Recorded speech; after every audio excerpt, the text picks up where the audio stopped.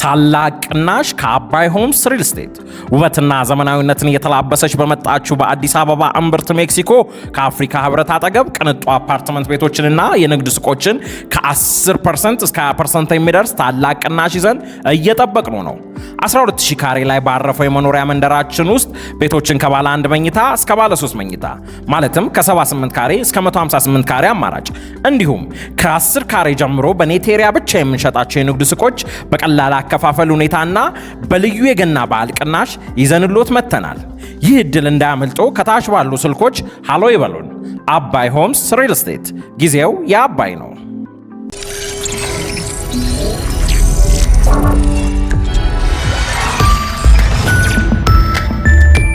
ይህ አዋዜ ነው። የዕለቱን ዋና ዋና ጉዳዮች እንመለከታለን። በላይ በቀለ ነኝ። የኢራን አሜሪካ ወታደራዊ ውጥረት ተባብሶ ሲቀጥል የሰላም ንግግሮችና ስብሰባዎችም በተለያየ አቅጣጫ መጠናከራቸው ተሰምቷል። የአሜሪካ ተጨማሪ የጦር መርከቦች ወደ ኢራን እየተጠጉ ሲሆን ኢራንም በሺህ የሚቆጠሩ ተጨማሪ ድሮኖች ማስገባቷ ታውቋል።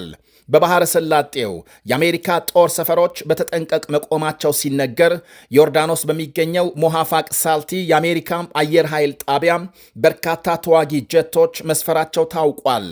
በባህሬን ካሊፋ ወደብ የአሜሪካ መቺናም አውዳሚ መርከቦች በንቃት ቆመው ሲገኙ፣ በኳታር አየር ኃይል ሰፈር አዳዲስ የአየር መቃወሚያና መከላከያ ተተክለው ለግዳጅ ዝግጁ መሆናቸው ይነገራል። በቅርብ ርቀት ደግሞ የዓለማችን ትልቁ የጦር መርከብ አብርሃም ሊንከን ኒኩሌር መሳሪያ የጫኑ 3 መርከቦች አስከትሎ ከህንድ ውቅያኖስ ወደ ኢራን አቅጣጫ እየተጠጋ ይገኛል። የአውሮፕላን መንደርደሪያና ማረፊያ ያለው ይሄው አብርሃም ሊንከን ኤፍ35 እና ኤፍ18 የተሰኙ ዘመናዊ ተዋጊ ጀቶችና በሺዎች የሚቆጠሩ ወታደሮች ጭኖ ወደ ኢራን ይገማሸራል።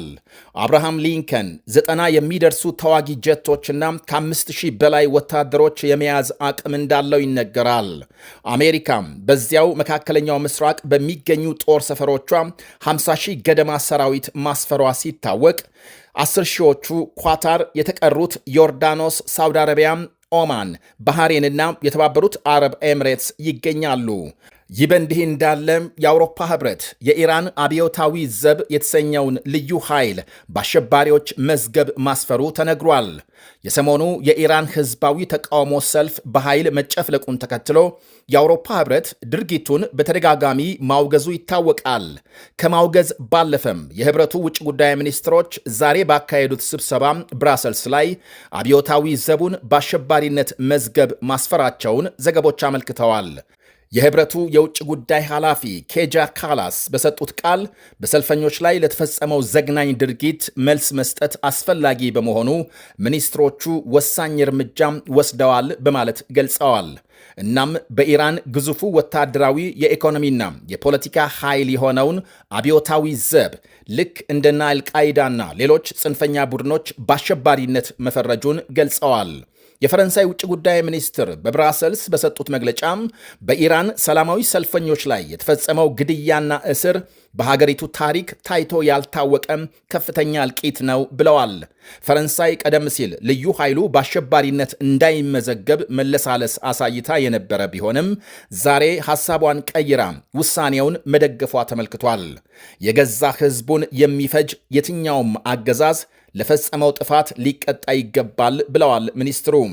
ህብረቱ በተጨማሪም የኢራን ሀገር ውስጥ ጉዳይ ሚኒስትርና ጠቅላይ አቃቢ ሕጉን ጨምሮ 15 በሚደርሱ ባለሥልጣናትና ግለሰቦች ላይ እንዲሁም በ6 ተቋማት ላይ አዲስ ማዕቀብ መጣሉ ታውቋል።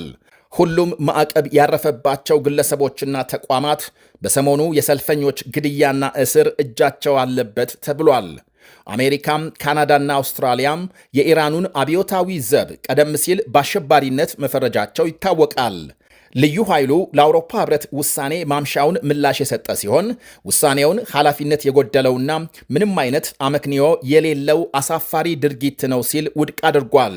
የኢራን አብዮታዊ ዘብ የ1979ን አብዮት ተከትሎ የሀገሪቱ ጦር ኃይል ቅርንጫፍ በመሆን እንደተቋቋመ ሲነገር ተጠሪነቱ በቀጥታ ለጠቅላይ መሪው አያቶላህ አሊ ካማኒ ነው ይባላል።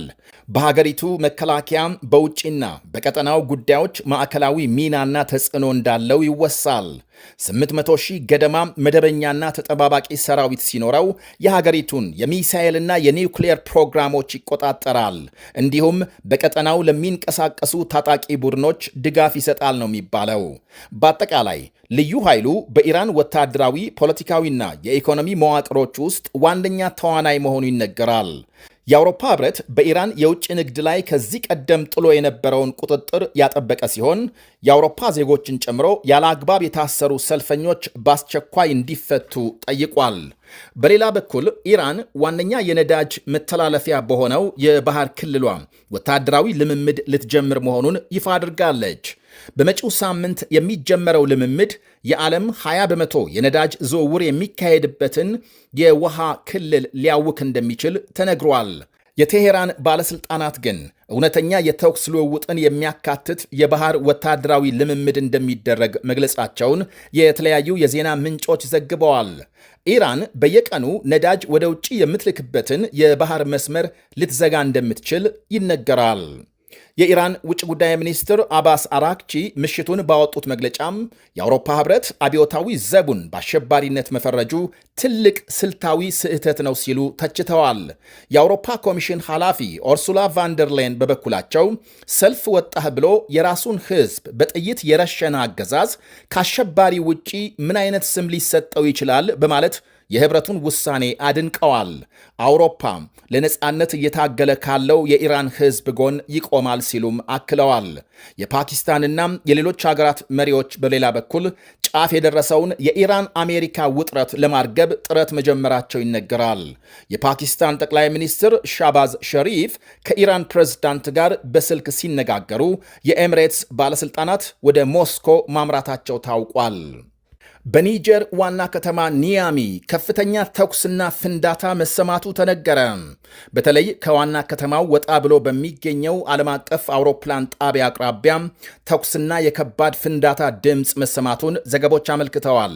ስለ ፍንዳታውም ሆነ ስለደረሰ ጉዳት እስካሁን የታወቀ የለም። ከሀገሪቱ ወታደራዊ መንግስትም እስካሁን ምንም መግለጫም አልተሰጠም። ትላንት ሌሊት የጀመረው ተኩስ ጠዋት ላይ ከቆመ በኋላም እንደገና ከሰዓት ተጠናክሮ መቆየቱን ሮይተርስ ምንጮቹን ጠቅሶ ዘግቧል። አንዳንድ ነዋሪዎች እንቅልፍ አጥተው ማደራቸውንና በተኩስና ፍንዳታው ቤታቸው መንቀጥቀጡን ገልጸዋል። ወደ ሀገሪቱ የተደረጉ በርካታ የአውሮፕላን በረራዎች አቅጣጫ መቀየራቸው ታውቋል። ዝነኛዋ የራፕ ሙዚቃ አቀንቃኝ ኒኪ ሚናዥ የፕሬዝዳንት ትራምፕ ቁጥር 1 አድናቂ መሆኗን ገለጸች። በዋሽንግተን ዲሲ በተዘጋጀ አንድ መድረክ ኒኪ ሚናዥ ራሷን የትራምፕ ቁጥር 1 አድናቂ አድርጋ ገልጻለች። እንዲሁም ትራምፕ በአሜሪካ ለመኖርና ዜግነት ለማግኘት ያወጡትን የ1 ሚሊዮን ዶላር የወርቅ ቪዛ ካርድ ይዛ ታይታለች። የትሪንዳድና ቶቤጎ ተወላጅ የሆነችው ሚናዥ አሜሪካ የገባችው ከወላጆቿ ጋር በልጅነቷ እንደሆነ ገልጻለች። አሁን እርሷን መሰል ባለጸጋ ስደተኞች የአሜሪካ ዜግነት ለማግኘት የ1 ሚሊዮን ዶላር የወርቅ ካርድ መግዛት ጀምረዋል። በ5 ዓመቷም አሜሪካ የገባችው የ43 ዓመቷ ኒኪ ሚናዥ እስከ ዛሬ የአሜሪካ ዜግነት ያልወሰደች ሲሆን በ2018 በአንድ የፌስቡክ ጽሑፏ የመንግስትን ቤተሰብ የመነጠል ፖሊሲን መተቸቷም ይታወሳል።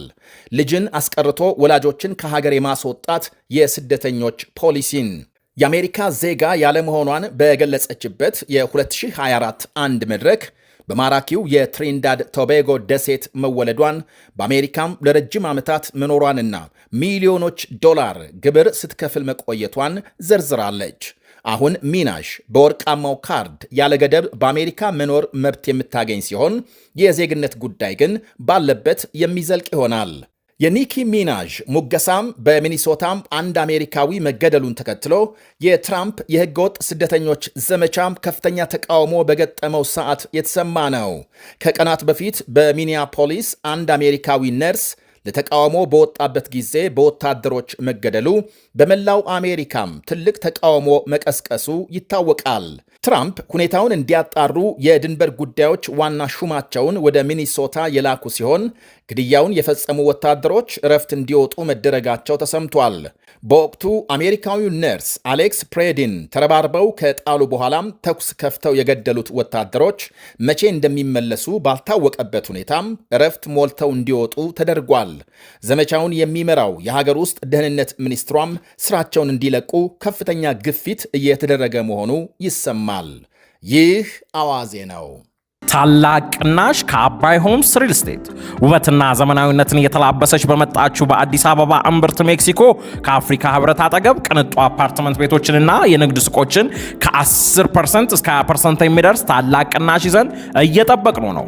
12000 ካሬ ላይ ባረፈው የመኖሪያ መንደራችን ውስጥ ቤቶችን ከባለ 1 መኝታ እስከ ባለ 3 መኝታ ማለትም ከ78 ካሬ እስከ 158 ካሬ አማራጭ እንዲሁም ከ10 ካሬ ጀምሮ በኔቴሪያ ብቻ የምንሸጣቸው የንግድ ሱቆች በቀላል አከፋፈል ሁኔታና በልዩ የገና በዓል ቅናሽ ይዘንሎት መተናል። ይህ ዕድል እንዳያመልጦ ከታች ባሉ ስልኮች ሃሎ ይበሉን።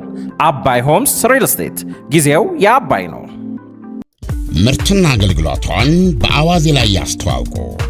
ለጥራች እንታመናለን። በስልክ ቁጥሮቻችን ይደውሉልን።